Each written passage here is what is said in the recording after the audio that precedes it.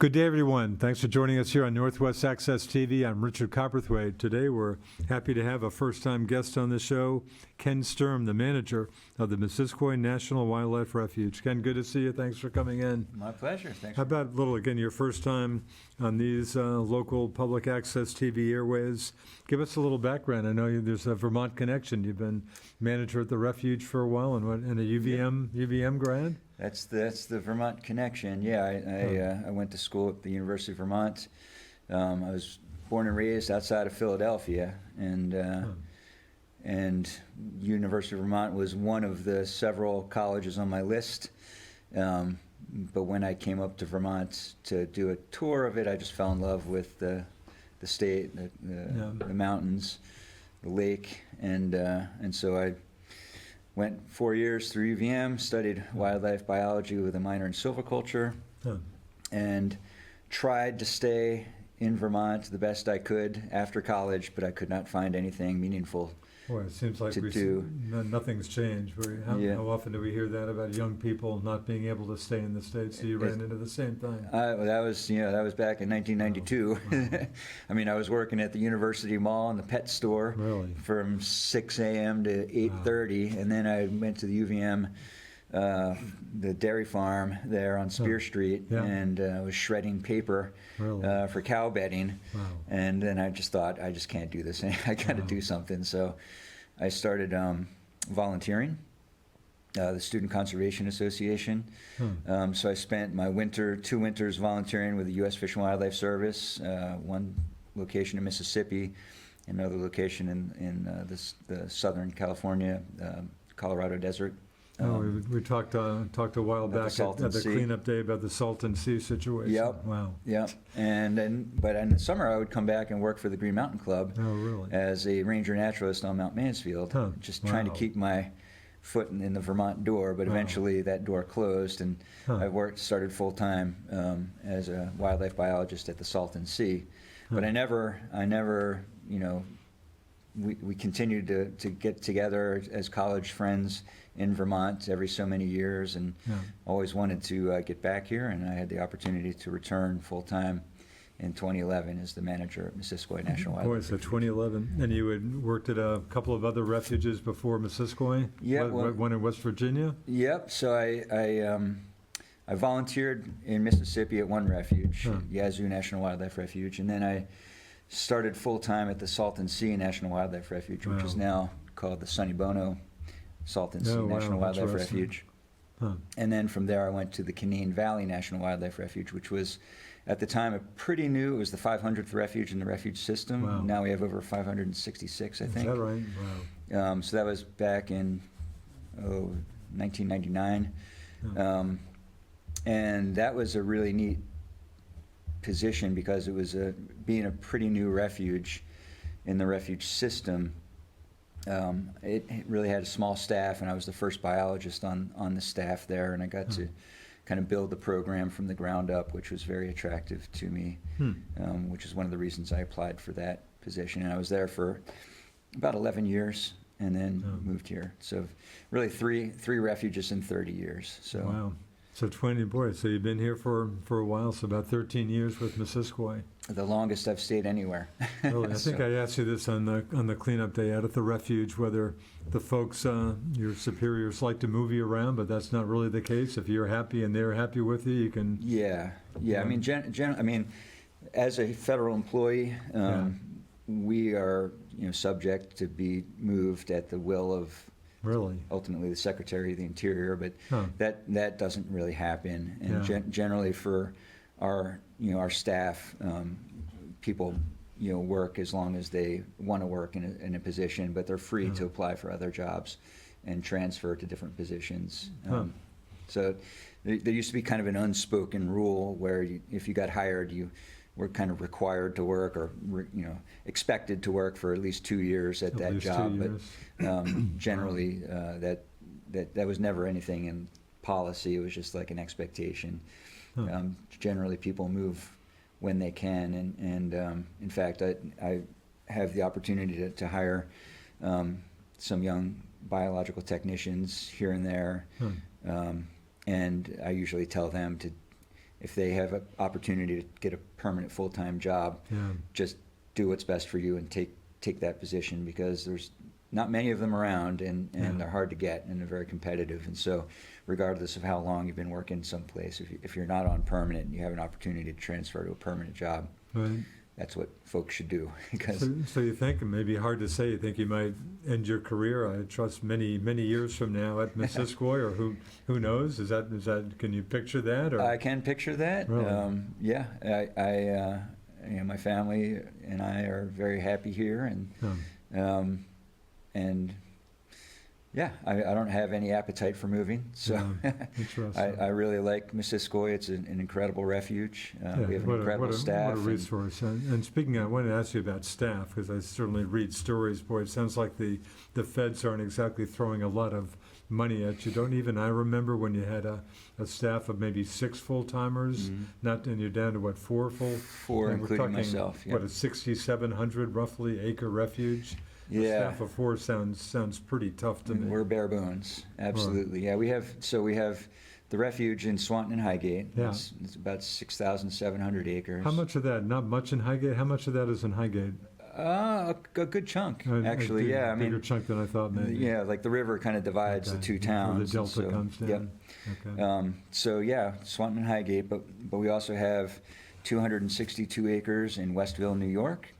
And we have 457 acres at Eagle Point up in Lake Memphremagog in the town of Derby. I forgot about the New York component. Yeah. So Westfield, New York? Westville. Sorry, Westville. Yep, it's just kind of north of Malone. Oh, okay, so interesting. Yep, and that's hard for us to manage, because we don't have, we have 4 people, and we're actually working with the Rough Grouse Society currently to do some invasive species stuff through a cooperative agreement. But the Eagle Point property on Lake Memphremagog is a great agreement, because we have been there once. Nice spot on Lake Memphremagog, east side of Lake Memphremagog. Yeah, it was a donation in 2010 from Michael Dunn, and it's a cooperatively managed piece of property between the state of Vermont and the U.S. Fish and Wildlife Service. So it's kind of a unique arrangement. I'm not familiar with many other like that in the refuge system. So that helps you out, of course, staffing wise, so you don't have to spend too much time. They do the biology, they do the trail maintenance, they do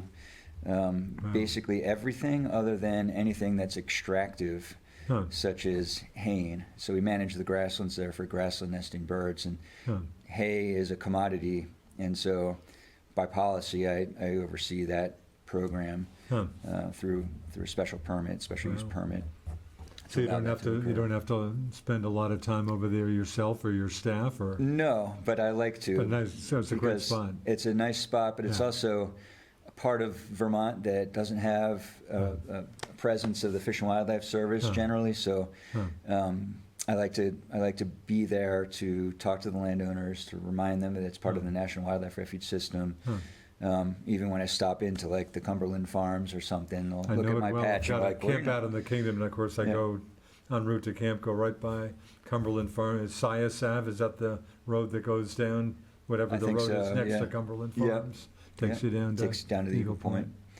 Yeah, so it's just a way for me to connect with the community there, to remind them that there is an agency that's the U.S. Fish and Wildlife Service that manages not just Eagle Point, but like I said earlier, over 566 units of the refuge system in every state in the United States and Alaska, and even islands. And in fact, just recently we've established a new marine monument off the East Coast. Really? Yeah, which is managed out of our region. It's the National Seamounts and Canyons Marine Monument, which is really amazing. Whereabouts is that? It's essentially off the coast of Massachusetts. Off the coast of Massachusetts. Yeah, right off the continental shelf there. Yeah. Wow. And so there's other marine monuments, but out in the Pacific. So this is the first in the East Atlantic, which is pretty cool. So a lot of people don't. Anyway, when I meet up with people away from where Missisquoi proper is in Swan and Highgate, I get the opportunity to talk to folks about the refuge system broadly. And a lot of people see this and they think, "Oh, you're not Vermont Fish and Wildlife. Who do you work for?" So I get an opportunity to communicate the refuge system a little bit. So in your 13 years, again, broad questions here, but a lot of changes to the, I know it's gotten bigger during your tenure, somewhat bigger. Yep. What is it? Do you feel it's in still pretty decent shape? You certainly don't have a lot of staff. You've got invasive species, plenty of issues that are on the table all the time. Do you feel the refuge is in pretty decent shape at this point, or? I think the refuge is in decent shape, but it's not from, it's from a lot of hard work from our staff over the years. I mean, there's constantly pressure from invasive species, but we also maintain public use trails and 2 boat ramps. Got some great hiking trails, great trails. Yeah. So with a staff of 4, we're an 8-cylinder car rolling on 4 cylinders. We're all working very hard and trying to make strategic decisions about what to tackle and what we cannot do this year and do maybe the following year. You get some help from volunteers. I know I'm a member of the Friends of the Missisquoi, not real active, but that's certainly a good group. It's a great group, and they support us in so many ways. They lead monthly bird walks on the refuge. If your listeners are birders or are just interested about it, the Friends of Missisquoi have a calendar with all their events on it, and there's monthly bird walks. They just did one at Eagle Point last Saturday, actually. And we have volunteers that work our front desk. We had a brand new person show up today, Sarah, who just was looking for a way to get involved. Our big issue is that we used to have a park ranger who was our volunteer coordinator, among other things. Now that kind of falls on my shoulders and the other staff. So if it's a biology volunteer, our biologist Judy usually is the main person that is working with them to monitor the work, make sure that they're being safe, making sure they're being effective. The other folks are my responsibility, and I work with them. Or if it's a maintenance intern or maintenance volunteer, then our maintenance mechanic Chris works with them to mow our grass or trails. But there's only so much we can do. In fact, I got an email just this morning from somebody that just moved to town and wants to volunteer, and we only have a small staff, and so like managing volunteers you can't just send people out and say go do good things. You have to be with them. You have to give them, make sure they're being safe, train them and whatnot, and we have people that have been working with us for many years that we, for the most part, can just say go do this, because we know they know how to do it, and they have the protocol or the techniques or the skills or the training to do it. But the capacity to train new people is reduced, and so it's difficult to say no to people that want to help, because we need the help. But at the same time, our capacity is limited to work with volunteers. So. But boy, I'd like to think people who've been around here, most people would have at least some knowledge of the Missisquoi Refuge, but just an incredible resource for, Franklin County, Swanton, Highgate, folks north of the border. I trust you get some folks coming down from north of the border. A lot of people from Canada, absolutely. We've had visitors from every state in the United States, plus 7 or 8 countries and maybe more. But it's fascinating to see the interest and seek us out, because it's not on the way anywhere except for Canada.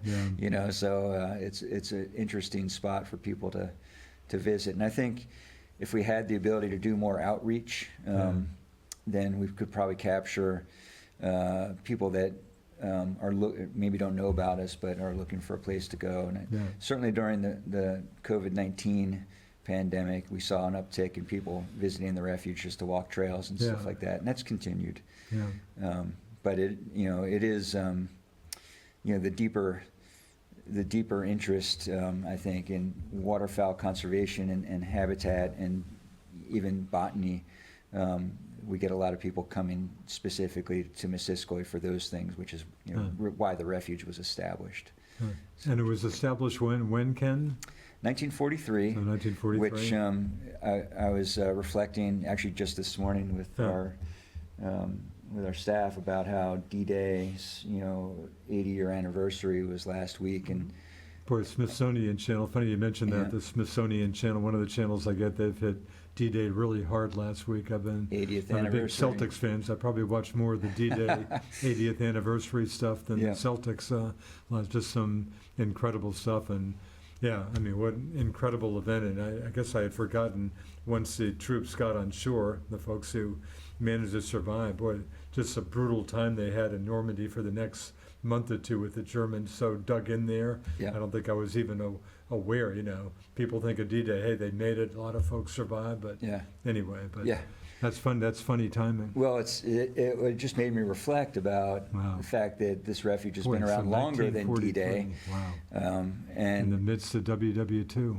right, I mean, so we were established in 1943, but we actually had staff and land acquired in 1941. Huh, wow. And so it's thinking about that and our country ramping up for war, Wow. and also realizing that a lot of national wildlife refuges were established in the early 40s, Huh. really like underpins the conservation commitment of the American public and the American government to set aside and protect habitat and lands for wildlife, which, in a time of war seems like, why would you be doing that? But Yeah. it just shows that how important these areas were and continue to be Yeah. for the American and for other people that come to visit us from Canada and elsewhere.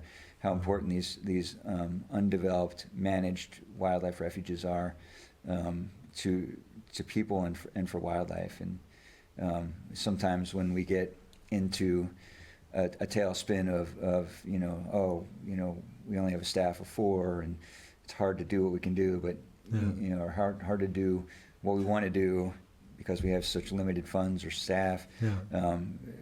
Reflecting on the fact that we've been here since before D-Day, Yeah. and we will continue to be here Yeah. from forever. Refuges are a forever commitment.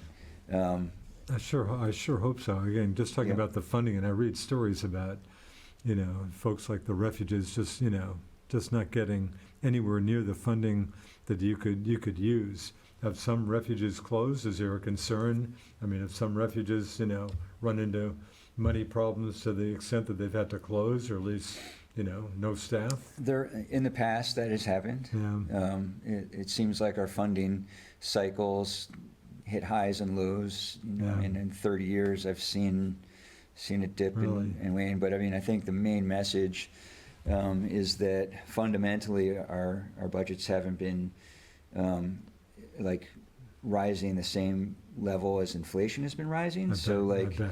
The dollar doesn't go as far anymore. But yeah, it's a challenge, and I think we're having to think about and step back and think about more about what the top priorities are, not just at Missisquoi, but nationwide. Yeah. And fundamentally, when a national wildlife refuge is established, it's established for a specific purpose, Good. and that purpose is usually driven by the legislative act that established the refuge. So for Missisquoi, it was established under the Migratory Bird Conservation Act, Huh. primarily for waterfowl. And so ultimately, like our purpose and the lens that we make decisions through needs to filter through waterfowl conservation. And so when push comes to shove, if we have to make decisions, luckily we haven't had to do that yet, but perhaps in the future, do one thing versus another, we always have to stay true to the purpose the refuge was established for. Wow. And that can change depending on what the refuge is. Like, for example, in West Virginia, the Canaan Valley Refuge was established under the Emergency Wetlands Resources Act and the Fish and Wildlife Act of '56. And one is pretty specific, it's about protecting wetlands, but the other one is very broad. And so a lot of refuges are established with the Fish and Wildlife Act of '56 because it's for multiple purposes. It's like an umbrella act. In contrast, for Missisquoi, the Migratory Bird Conservation Act is pretty specific to migratory birds. And so that drives a lot of what we do. And I think, like, if push comes to shove, we have that to lean on as far as what kind of decisions we make in the future.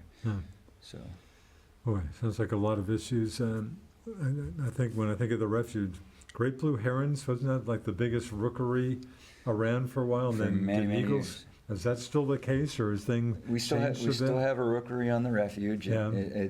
It's much smaller than the historical trend was, but yeah, that is true. We've shifted from having a bunch of great blue herons to having a lot of eagles. Is that right? So a lot of eagles. A lot of eagles, and it's great habitat for eagles. And we actually have a new nest this year, so we have a total of 4 nests now on the refuge itself, which is pretty amazing. Of eagles? Bald eagles, yep. Of bald eagle. And it was funny, wasn't it, within 10 years or so ago, Vermont sounded like unbelievable. Was the only state that didn't have nesting eagles or something? Didn't have any, yeah. It was the last state in the lower 48 to recover a bald eagle population. So, Missisquoi, I think played a big role in osprey conservation when ospreys were listed. I do see a lot of osprey. And I think Missisquoi is playing a big role in eagle conservation as well in the state of Vermont, because it's very common to see, if you paddle down the river, you'll see eagles, and you'll see lots of them in the summertime, mostly juveniles. But it's not uncommon to count 15 or 20 eagles if you paddle around on the refuge for a day. As they get older, they typically go off out to other places and don't keep coming back, or don't stay in Missisquoi? Well, that's I think what we're seeing is multiple age classes of juvenile eagles, and perhaps they're all the ones that were raised here starting back in 2012 when we had our first eagle nest. Maybe they return, and maybe the ones that are building new nests are ones that were raised at Missisquoi. Interesting. But there's only so much room, and I'm kind of curious to see how many adult eagle nests the Missisquoi Delta can support in the future. Interesting. Because they do typically defend a territory for hunting. And 6,700 acres is a big area, but if you're an eagle, you're a big bird too, so you're defending a fairly large territory as well. So we'll see how that goes in the future. But great blue heron, how many nesting great blue herons have you got? I don't know the number this year. It's somewhere in the low 20s. Really? Low 20s. And that's down quite a bit from some years 400. ago. Is that right? 400? Yeah. I mean, there is counts I think even higher than that. And but it typically, the eagle's presence, has that been a big factor in cutting down on the? That's what we suspect. Yeah. I mean, I don't think it was a coincidence that the first eagle nest the year after that we saw some disruption in the rookery, and then pretty much straight up abandonment of Metcalf and Shad Island. Is that right? Where have they gone? Do you know? They've gone else? Yeah, they've gone to other spots. I know that there's right after our rookery was disturbed, a rookery popped up in Alberg, and I talked to somebody that's lives in Isle of Mott, and there's a rookery there now. Seems like I've heard of one in Franklin. Is there one does that mean anything to you? Maybe, but we don't. Not the state keeps track of all of that. It's off refuge. We're not patrolling around. We have enough to do on. Has the migratory bird population, has that changed a lot over the years with different species coming in, or not so much? Not so much. I mean, migratory birds, there's a lot of species that are in trouble. Yeah. Even birds that are common are declining, nationwide.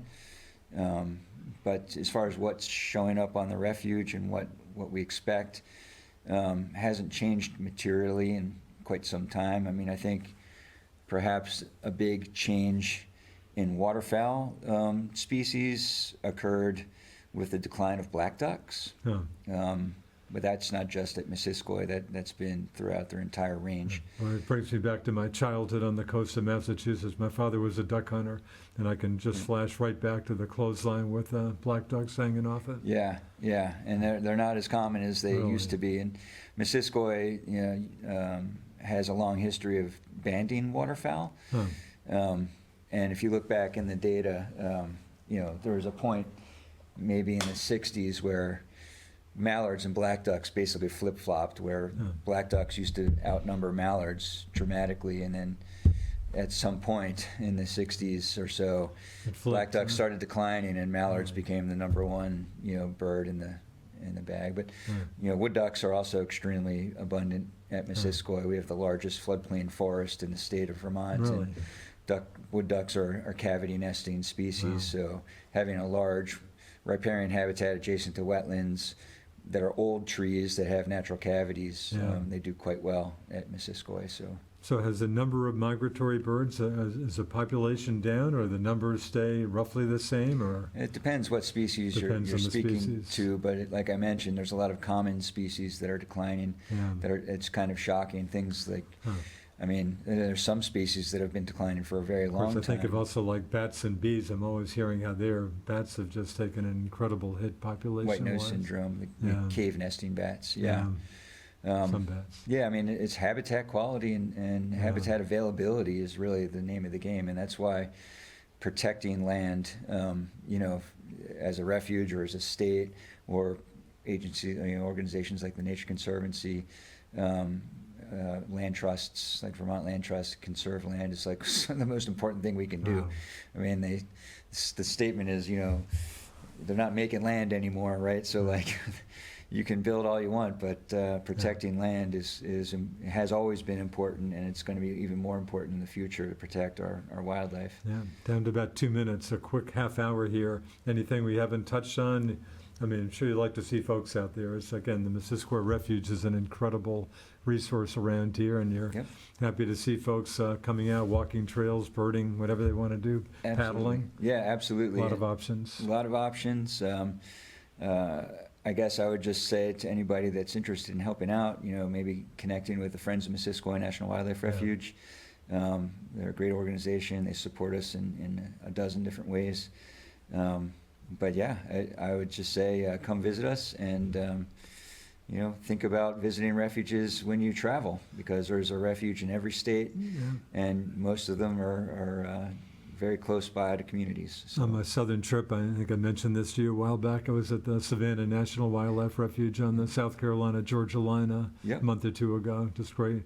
Didn't run into any copperheads down there this time, which I have in the past, Yeah. but no, a lot of great refuges. Top, in less than a minute, top challenge, I mean, just tons of challenges. Any one challenge, priority that kind of jumps out as you look for the rest of this year? Yeah, I mean, invasive species is one of the things Wow. that we're always battling. We spend a lot of time and money on, and it's one of those things that we can't just walk away from, because you miss a year and you're back 10. So we're always dealing with a variety of invasive species. Water chestnut is top on our Really? priority list that we work with our partners in the basin to manage. So.